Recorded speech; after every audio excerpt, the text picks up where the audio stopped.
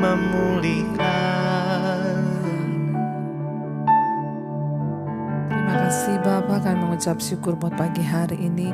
Engkau Tuhan yang membangunkan kami dengan tubuh yang sehat, tidak kurang suatu apapun, semua karena kemurahan-Mu.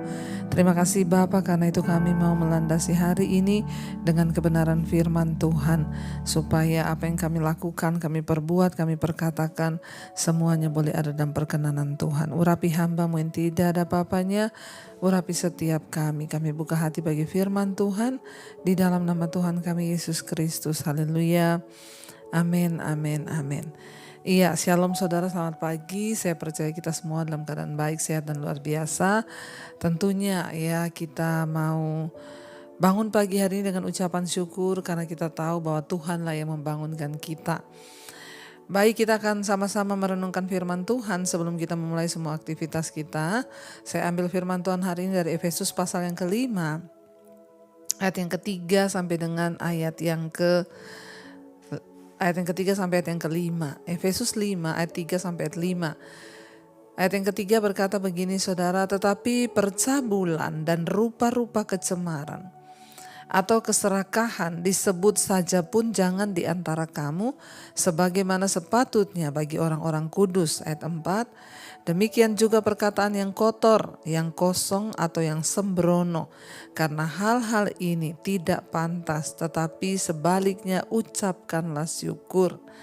Ayat yang kelima, karena ingatlah ini baik-baik, tidak ada orang sundal, orang cemar, atau orang serakah, artinya penyembah berhala, yang mendapat bagian di dalam kerajaan Kristus dan Allah. Saudara, firman ini berkata kepada kita semua, kalau kita lihat Efesus pasal yang kelima ini, ya, nasihat tentang kita ini harus hidup sebagai anak-anak terang. Iya, karena apa saudara, kita ini adalah gereja Tuhan. Apa itu gereja? Gereja itu bukan bangunan, tetapi gereja itu dikatakan kumpulan orang benar yang dipanggil dari dalam gelap keluar dan masuk ke dalam terang yang ajaib. Karena itu ketika kita menyebut diri kita ini mengenal Kristus, maka kita harus hidup menjadi anak-anak terang.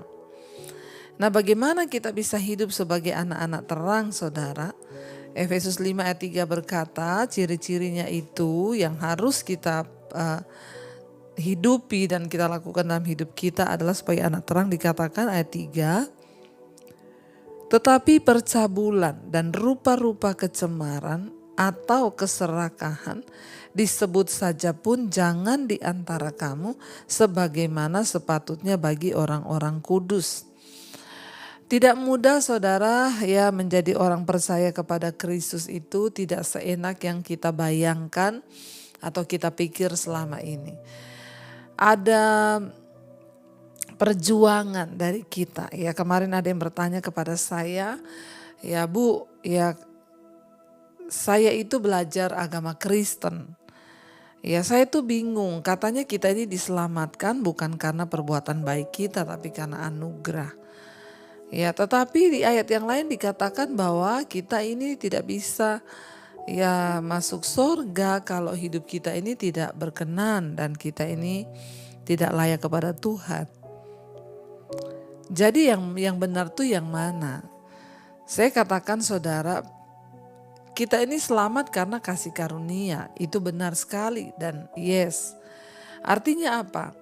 Sejak manusia diciptakan di dalam dunia dan akhirnya manusia jatuh ke dalam dosa, manusia kehilangan kemuliaan Allah. Ketika mereka kehilangan kemuliaan Allah, terpisah dari Allah, dan maut itulah akibat dari dosa. Tidak ada seorang pun yang bisa menyelamatkan dirinya dari maut. Ya, sehingga darah kambing, domba, lembu jantan, lembu sapi, ya tidak ada lagi yang bisa menghapus darah dosa manusia. Kita tahu di dalam perjanjian lama ketika bangsa Israel itu melakukan dosa, Tuhan sudah mengatur hukum-hukumnya. Mereka harus mempersembahkan anak domba, jantan, kambing, lembu dan lain sebagainya untuk penghapusan dosa.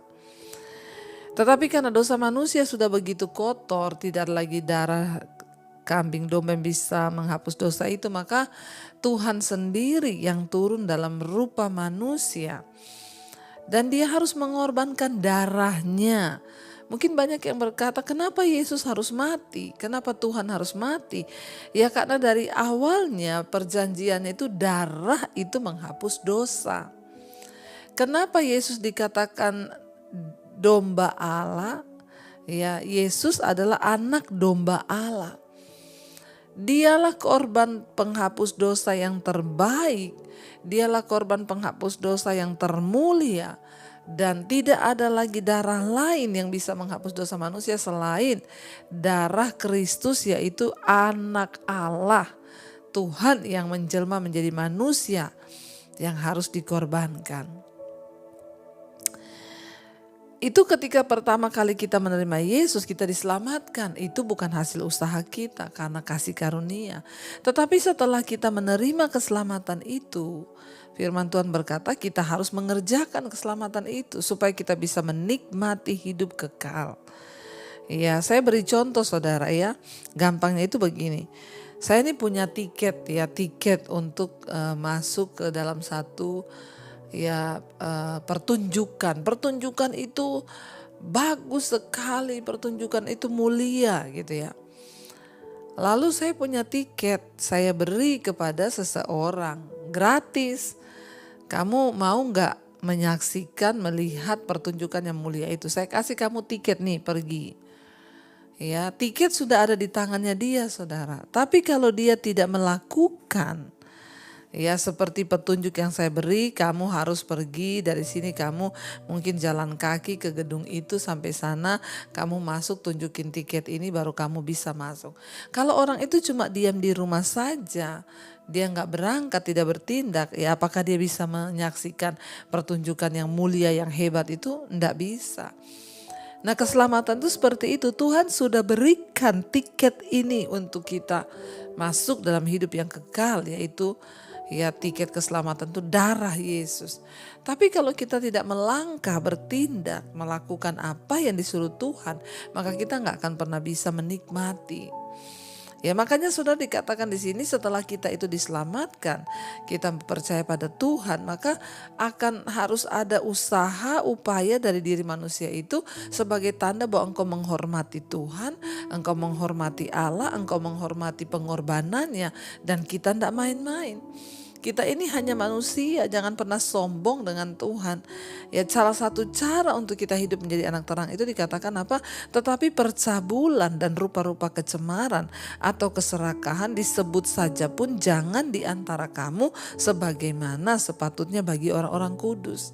Menyebut saja pun percabulan, kecemaran, hal-hal yang tidak senonoh atau keserakahan itu tidak boleh, saudara. Sebagaimana sepatutnya bagi orang-orang kudus. Nah, saya tuh heran ada begitu banyak orang Kristen yang menggampangkan kekristenan. Sehingga hidupnya semrawut, hidupnya seenaknya sendiri. Ya, karena dia tidak memahami tentang ya kebenaran yang Tuhan sudah sampaikan. Makanya Yesus berkata, bukan setiap orang yang berseru padaku Tuhan, Tuhan yang akan masuk dalam kerajaan sorga, tapi mereka yang melakukan kehendak Bapa, yang mengerjakan keselamatan itu, saudara. Ya bagaimana kita bisa menjadi anak terang? Ya jangan ada percabulan. Saudara yang hidup dalam kenajisan, percabulan, perselingkuhan, terikat dengan film porno dan lain sebagainya, Anda harus melepaskan diri. Dari kecemaran, dari apa? Dari keserakahan, orang yang serakah, tidak pernah puas bagi dirinya, tidak pernah mau menolong orang lain, gak pernah mau menabur, pelit. Nah, ya itu tidak akan bisa dikatakan hidup kudus kalau kita ini masih hidup dalam semuanya ini, saudara.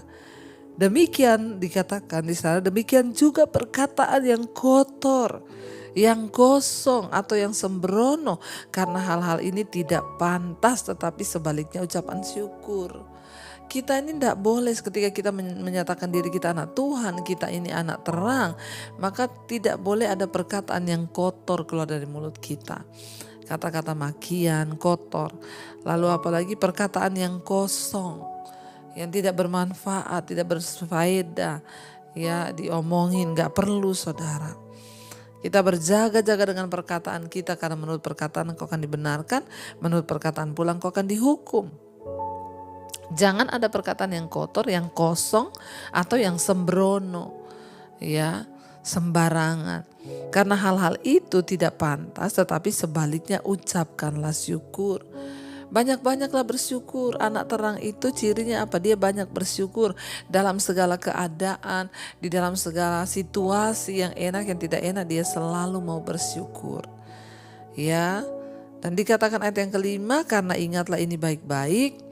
Kita disuruh ingat baik-baik. Tidak ada orang sundal, tidak ada orang cemar, atau orang serakah, artinya penyembah berhala, yang mendapat bagian dalam kerajaan Kristus dan Allah. Artinya sekalipun kita ini sudah Kristen, kalau kita itu hidup ya cemar, ada orang sundal, ya orang serakah, artinya penyembah berhala, dia tidak mendapat bagian dalam kerajaan Kristus dan Allah. Hati-hati, firman ini mengingatkan, sebab karena itu ingatlah ini baik-baik. Kalau disuruh ingat baik-baik, berarti ini pesan yang harus digarisbawahi, garis merah, di stabilo. Ya, karena itu ingatlah ini baik-baik, tidak ada orang sundal. Ya, siapa orang sundal itu? Orang yang suka terus hidup dalam kecemaran, kenajisan. Ya, sundal, punya roh sundal.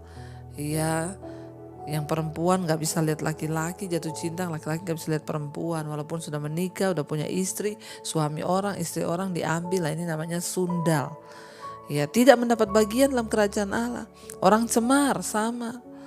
Ya, orang-orang yang hidup dalam kecemaran, membawa dirinya dalam kecemaran. Ya, atau orang serakah, tidak pernah cukup bagi dirinya, terus saja saudara, sehingga gak pernah menabur, gak pernah ingat orang lain, gak pernah ingat memberkati, menopang pelayan Tuhan. Ya, tidak pernah. Karena apa? Serakah. Ya, serakah dengan keserakahan terus dan terus. Tidak mendapat bagian dalam kerajaan Allah. Lalu penyembah berhala. Ya, mereka itu tidak mungkin mendapat bagian dalam kerajaan Allah, dalam kerajaan Kristus dan Allah. Jadi mari kita ingat baik-baik, mari kita hidup baik-baik, mari kita sungguh-sungguh mencari Tuhan hari-hari ini. Supaya apa saudara? Supaya hidup kita ini menjadi anak-anak terang. Buang percabulan, kenajisan, kecemaran, keserakahan. Orang yang serakah juga diingatkan terus di sini. Jangan serakah, tanda kita hidup sebagai anak terang. Kita gak serakah, kita mau berbagi. Karena itu, ya mari kita belajar mendengarkan firman Tuhan, mari kita merenungkan firman Tuhan, dan mari kita melakukan firman Tuhan agar hidup kita berbahagia dan kita bisa melihat campur tangan Tuhan dalam hidup kita. Mari kita mau tundukkan kepala, kita mau berdoa. Terima kasih Tuhan, kami percaya surga itu mulia, surga itu kudus, dan tanpa kekudusan kami tidak mungkin melihat Tuhan. Jadikan kami menjadi anak-anak terang, menjadi anak-anak yang kekasih. Jadikan kami sebagai anak-anak yang menghormati kekudusan, agar kami boleh masuk dalam kerajaan Kristus dan kerajaan Allah. Bawa kami untuk selalu menyadari Tuhan, bahwa tanpa kekudusan kami tidak mungkin bisa melihat Tuhan. Mari dengan hati saudara kita naikkan pujian ini di hadapan Tuhan. Kudus, kuduslah, kuduslah Tuhan, Allah semesta alam. Kudus, kuduslah, kuduslah Tuhan. Surga bumi menyembah-Mu Tuhan, menyembah. Kudus, kuduslah,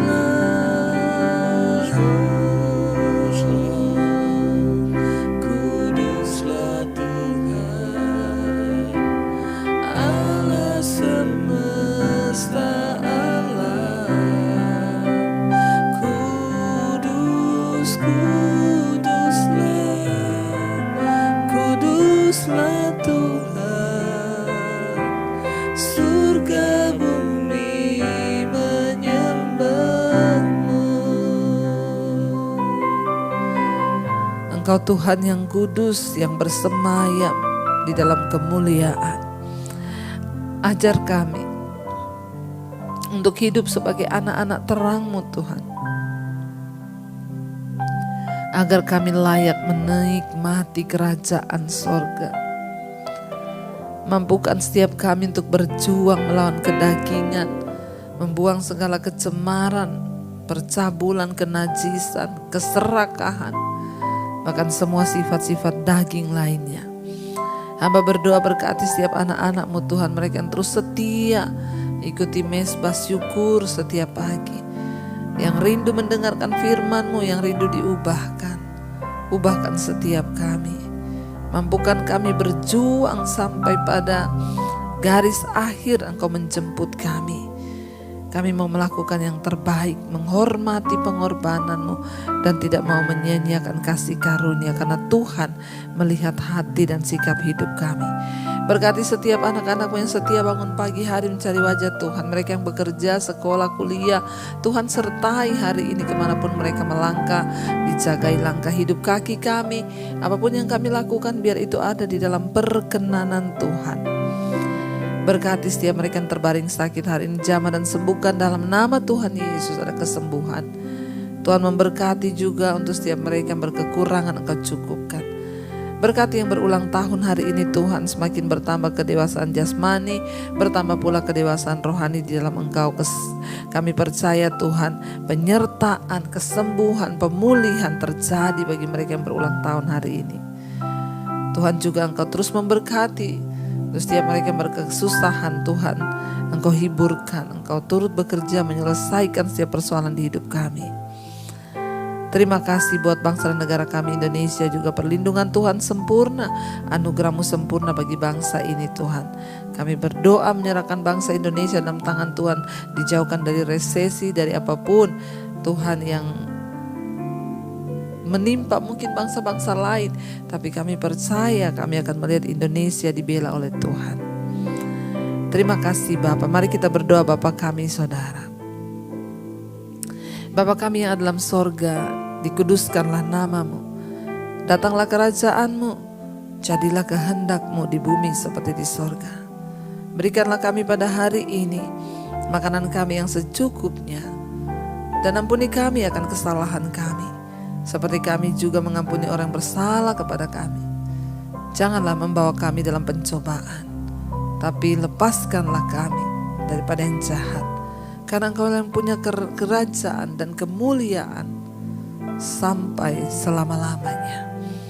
Di dalam nama Tuhan Yesus, mari buka hati dan tangan-Mu Saudara, terimalah berkat dari Allah Bapa, cinta kasih Tuhan Yesus Kristus, penyertaan Allah Roh Kudus menyertai hidup kita mulai hari ini bahkan sampai kali yang kedua. Tuhan Yesus datang menjemput kita, nama kita tercatat dalam kitab kehidupan. Dalam nama Tuhan Yesus yang percaya diberkati Tuhan, katakan bersama, amin, amin, amin. Tuhan Yesus memberkati, shalom dan Immanuel.